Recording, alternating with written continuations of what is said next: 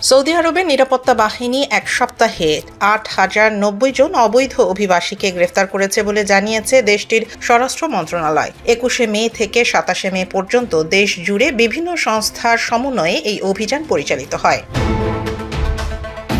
মন্ত্রণালয়ের তথ্য অনুযায়ী গ্রেফতার হওয়াদের মধ্যে ৪,২৬৬ জন আবাসন আইন লঙ্ঘনের দায়ে, ২,৬৫৩ জন সীমান্ত নিরাপত্তা আইন ভঙ্গের কারণে এবং ১,১৭১ জন শ্রম আইন লঙ্ঘনের অভিযোগে আটক হন। একই সময়ে অবৈধভাবে দেশ ত্যাগের সময়ে আরও ৭১ জনকে আটক করা হয়েছে। এছাড়া অভিযান চলাকালে ৭,৪৬৬ জনকে নিজ দেশে ফেরত পাঠানো হয়েছে এবং ১৪,৪৮৪ জনকে ভ্রমণ নথি সংগ্রহের জন্য তাদের নিজ নিজ দূতাবাসে পাঠানো হয়েছে। আরও ৫৭২ জন বর্তমানে প্রত্যাবাসন প্রক্রিয়ায় রয়েছেন।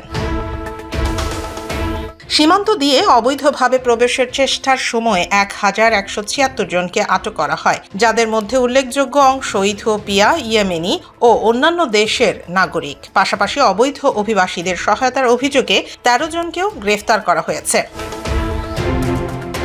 স্বরাষ্ট্র মন্ত্রণালয় কঠোর হুঁশিয়ারি দিয়ে জানিয়েছে, অবৈধ প্রবেশ বা অবস্থানে সহায়তা করলে সর্বোচ্চ ১৫ বছরের কারাদণ্ড এবং ১০ লাখ সৌদি রিয়াল পর্যন্ত জরিমানা হতে পারে। একই সঙ্গে সংশ্লিষ্ট যানবাহন ও সম্পদ বাজেয়াপ্ত করা হবে।